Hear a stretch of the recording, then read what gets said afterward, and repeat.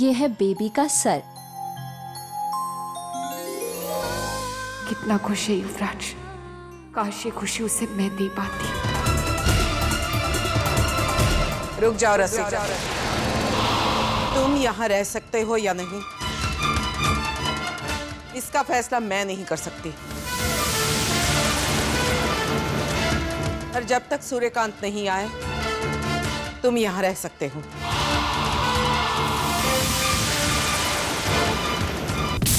अगर तूने मुझे यहाँ रहने नहीं दिया ना तो तेरी सारी जो सच्चाई है ना वो एकदम बक बक बक बक बक करके बाहर आ जाएगी, समझे?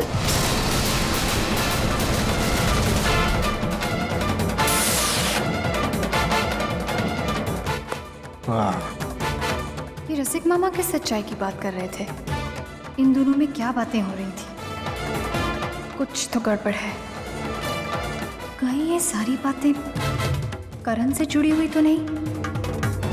कहीं छोटी माँ के झूठ के साथ साथ रसिक मामा भी तो मिले नहीं हुए?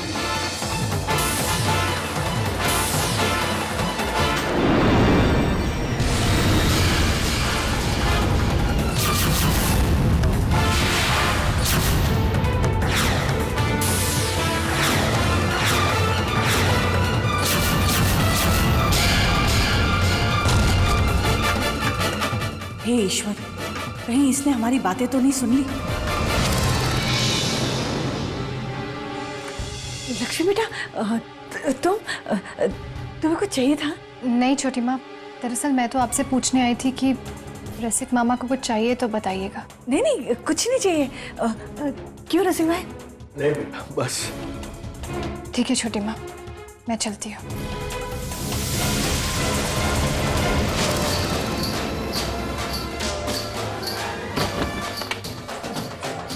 अरे रसिक भाई, मुझे बहुत डर लग रहा है। अगर लक्ष्मी ने कुछ सुन लिया होगा तो हम बहुत बड़ी मुसीबत में फंस सकते हैं। अरे तू फिक्र आज मत करने बहना, मैं बोलता हूँ ना लक्ष्मी ने कुछ भी नहीं सुना होगा। अगर उसने कुछ सुना होता ना तो वो झांसी की रानी चुप बैठने वालों में से नहीं है। हो मैं ये तो सामने से सुना दे।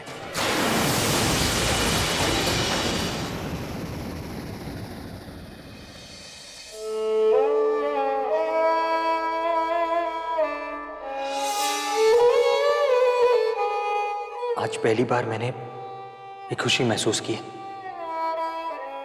Thanks Kajri, thanks a lot.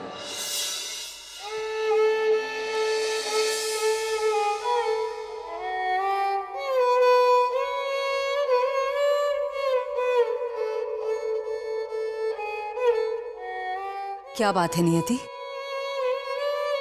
रो क्यों रही हो?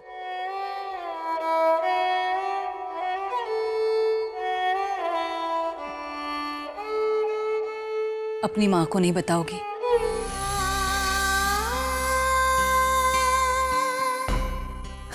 बड़ी माँ, क्या बताऊं मैं, मुझे कुछ अच्छा नहीं लग रहा है। जबकि पवित्रा को मैं खुद इस घर में लेकर आई थी, लेकिन आज मैं युवराज और पवित्रा को एक साथ नहीं देख सकती। क्यों ईश्वर ने मुझसे औरत की जिंदगी का सबसे बड़ा मकसद, एक मां बनने का सपना मुझसे छीन लिया? पता नहीं क्यों आज मुझे जलन सी हुई, ये जानते हुए कि युवराज जो कुछ कर रहा है मेरे कहने पर कर रहा है, मेरी खुशी के लिए कर रहा है। क्यों मैं इस जलन की भावना को अपने अंदर से निकाल नहीं पा रही? मैं समझ सकती हूँ नियति, तुम किन हालातों से गुजर रही हो, लेकिन तुम्हारी जगह और कोई होता ना तो वो भी यही सोचता। इसमें चिंता करने की कोई बात नहीं है। तूने एक पराई औरत को, पवित्रा को, एक बच्चे के लिए अपनाया है, अपने घर के लिए, अपने खानदान के लिए। तूने जो बलिदान दिया है वो अपने आप में एक मिसाल है। तो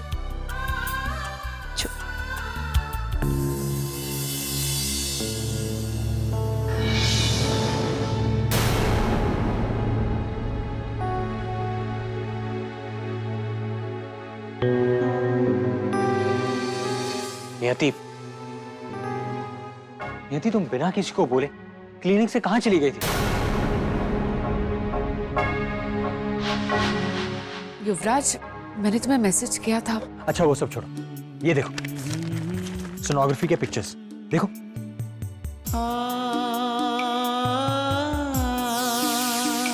नियति, मैं चाहता था कि तुम बच्चे की सारी हरकतों को देखो, उसके छोटे छोटे पैर, नन्हे नन्हे हाथ।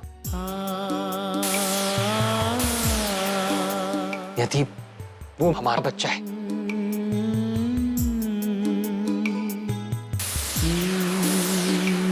तुम्हारा और मेरा बच्चा।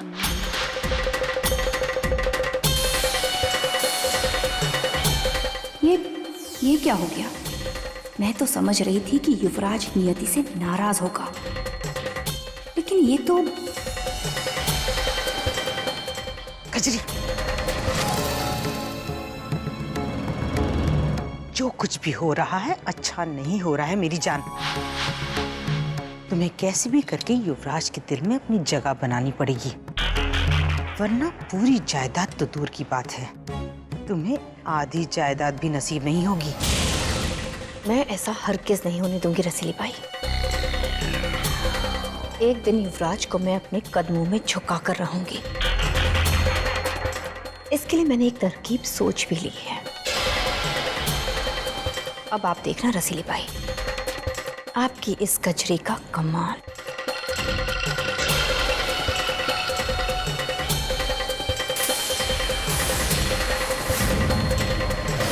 मुझे नहीं लगता तुम्हारे जीजाजी तुम्हें यहाँ रहने देंगे, क्योंकि मैं तुम्हारे जीजाजी को अच्छी तरह से जानती हूँ। वैसे जानता तो बहना मैं तुमको भी बहुत अच्छी तरीके से हूँ। ना એટલે एकदम मान है भाई मेरी बहना। એટલે नामुमकिन को मुमकिन बनाना उसके बाएं हाथ का खेल है। और ये बात मैं अच्छी तरह जानता हूँ। इस बार भी कोई ना कोई तिकड़म तो वो जरूर चलाएगी। ये रसिक मुझे हमेशा ही फंसा देता है, कोई रास्ता ही नहीं छोड़ता। ठीक है रसिक भाई, अगर मैंने इन्हें तुम्हें यहाँ रोकने के लिए किसी भी तरह से मना लिया, तो तुम थोड़े दिन बाद मेरी बेटी को अपनी बेटी बनाकर यहाँ ले आओगे। ये कैसे हो सकता है भैया? ना ना એટલે क्या है, वो जिधर है बहुत खुश है भाई। हाँ, उसको उधर ही रहने देना। अरे अपने दोस्तों के साथ है, पढ़ाई कर रही है, हाँ? उसे यहाँ क्यों बुलाना चाहती है? नहीं, क्या है कि अगर इधर बुलाएगी और किसी को शक हो गया तो सारा बंटा धार, हाँ? जिंदगी बर्बाद।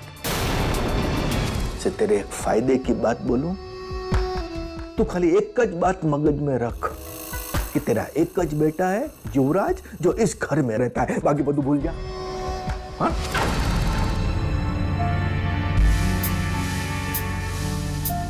हाँ रसिक भाई, तुम बिल्कुल सही कह रहे हो। अब ये राज राज ही रहना होगा।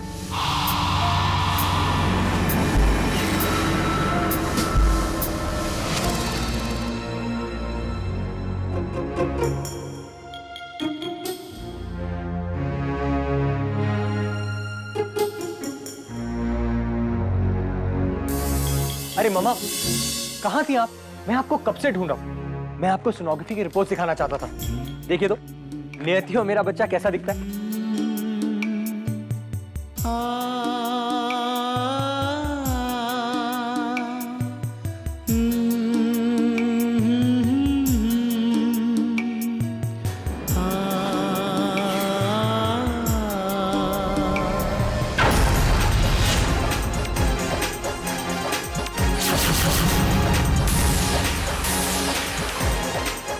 मामा,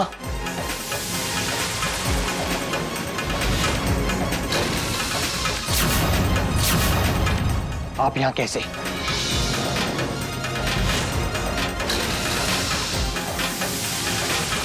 आपकी हिम्मत कैसी हुई इस घर में आने की? बेहतर यही होगा कि आप अभी और इसीबा के घर छोड़कर चले जाइए।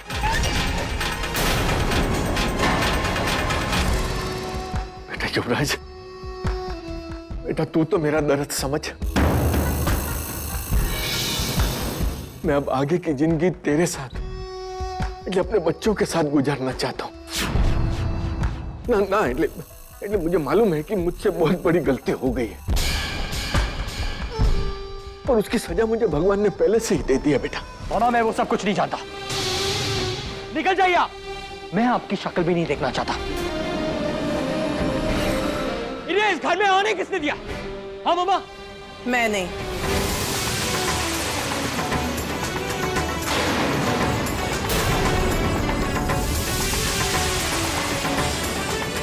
मैंने इसे यहाँ रुकने की इजाजत दी है, लेकिन ये यहाँ तब तक ही रुक सकता है जब तक सूर्यकांत वापस नहीं आता। इसके बारे में आखिरी फैसला सूर्यकांत ही करेगा।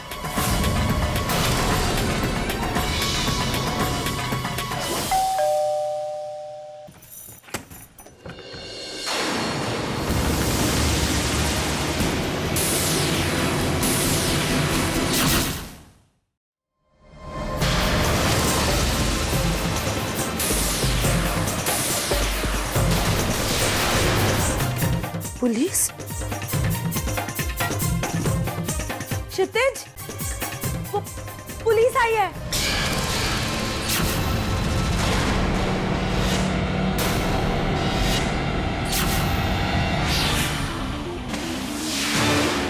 हे प्रभु, ये पुलिस यहाँ क्या कर रही है?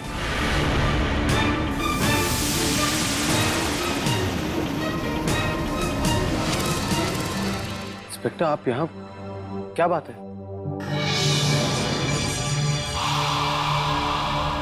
देखिए मुझे लगता है कि करण की मौत सिर्फ एक्सीडेंट नहीं है, यह बहुत सोची समझी साजिश थी।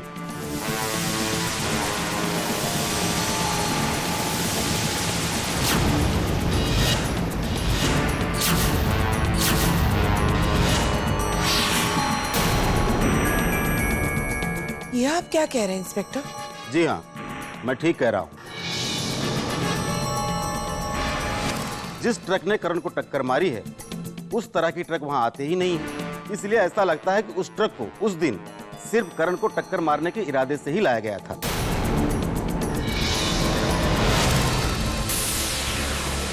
क्या?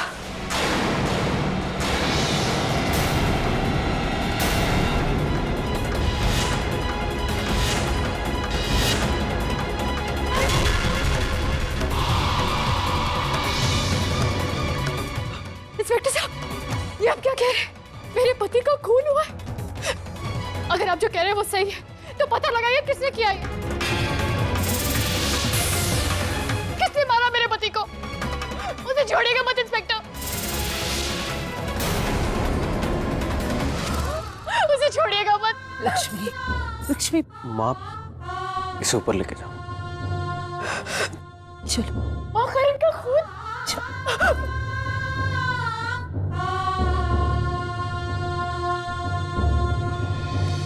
क्या आप लोग ये बता सकते हैं कि पिछले दिनों करण से किसी से झगड़ा हुआ हो या उसकी किसी से कोई दुश्मनी हो?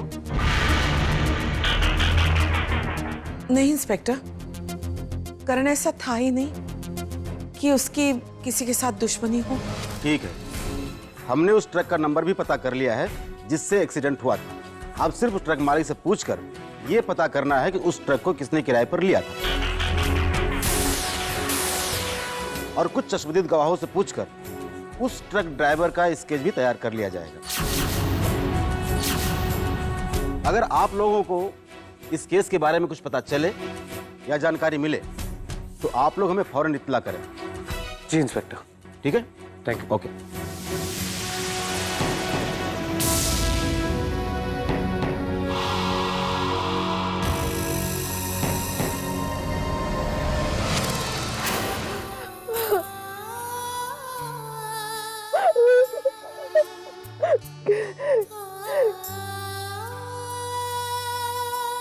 शांत हो, तू आराम कर, मैं पानी लेके आती हूँ।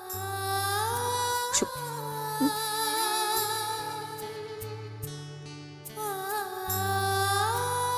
करण की मौत सिर्फ एक्सीडेंट नहीं है, यह बहुत सोची समझी साजिश थी। पिछले कुछ दिनों से तुम्हारे घर की किसी बात को लेकर वो बहुत परेशान था। कुछ दिन पहले करण मंदिर में आया था, मेनका जी के बारे में पूछ रहा था। अगर तूने मुझे यहाँ नहीं रहने दिया ना तो तेरी जो सारी सच्चाई है ना वो एकदम बक बक बक बक बक करके बाहर आ जाएगी, समझे? मुझे पता लगाना होगा कि करण किस बात को लेकर इतना परेशान था। कहीं करण छोटी माँ को लेकर परेशान तो नहीं था, या फिर जो बात रसिक मामा कर रहे थे, क्या करण का उससे कोई संबंध था? हाँ, इसमें उनका जरूर कोई हाथ है। पुलिस को अपनी कार्रवाई करने दो। मैं इस मामले की जड़ तक पहुंचकर ही रहूंगी।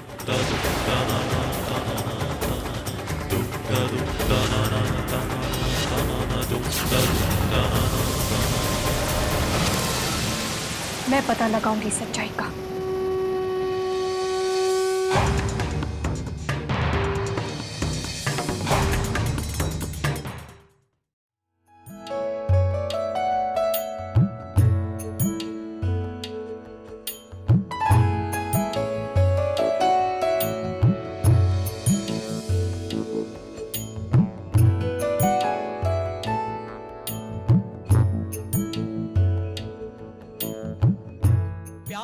मैंने ये सब सिर्फ इसलिए किया क्योंकि मम्मी जी चाहती हैं कि उनका पोता बिल्कुल युवराज की तरह हो। टूटता क्यों नहीं दर्द का सिलसिला, इस प्यार में हो कैसे कैसे इम्तिहान, ये प्यार लिखे कैसी कैसी दास्तां, या रब्बा दे दे कोई जान भी। आज पहली बार मैंने एक खुशी महसूस की है। थैंक्स कचरी, थैंक्स अ लॉट। यदि वो हमारा बच्चा है, तुम्हारा और मेरा बच्चा। चाहे जो भी था, मुझे क्लिनिक से यूं वापस नहीं आना चाहिए था। कितना प्यार करता है युवराज मुझसे, उसके बाद भी मुझे उसे पवित्रा के साथ देखकर जलन क्यों हुई? नहीं, मैंने बहुत गलत किया है। मुझे युवराज से इस बारे में बात करनी होगी।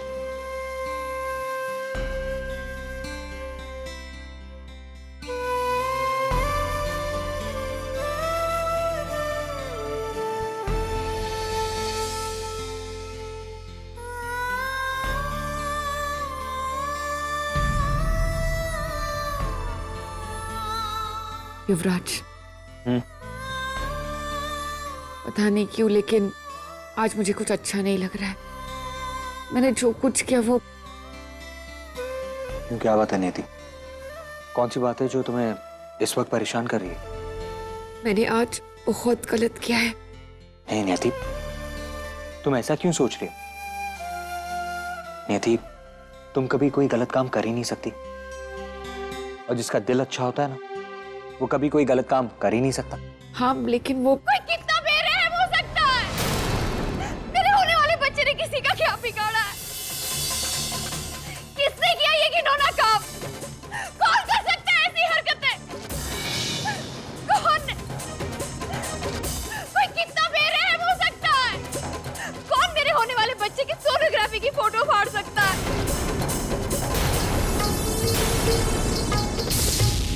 कोई तो है इस घर में जो मेरी जान की खुशियों से जलता है। जलता है उससे और उसके आने वाले बच्चे से। कोई इतना बेदर्द कैसे हो सकता है? जिस बच्चे ने अभी तक इस दुनिया में जन्म नहीं लिया, उसके तस्वीरें फाड़ दी। बस करो पवित्रा, बच्चे की तस्वीर तो फटी है, बच्चे को कुछ नुकसान नहीं हुआ है ना? ये मामूली बात नहीं है बड़ी माँ। जो इस बच्चे के पैदा होने से पहले अपनी दुश्मनी इस तरह निकाल सकता है, तो जरा सोचिए कि बच्चे के जन्म होने के बाद वो पता नहीं किस तरह अपनी दुश्मनी निकालेगा।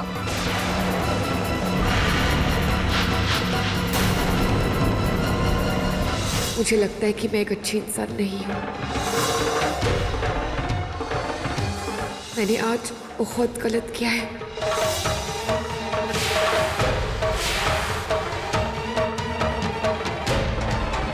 नियति, तुम्हें ऐसा नहीं करना चाहिए था।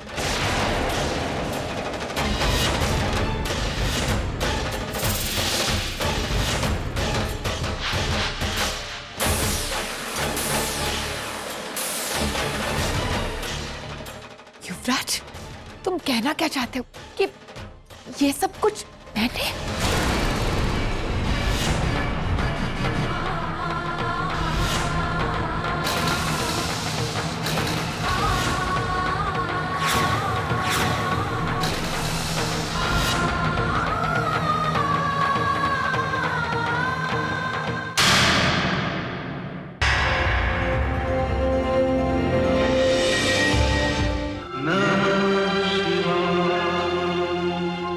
नमः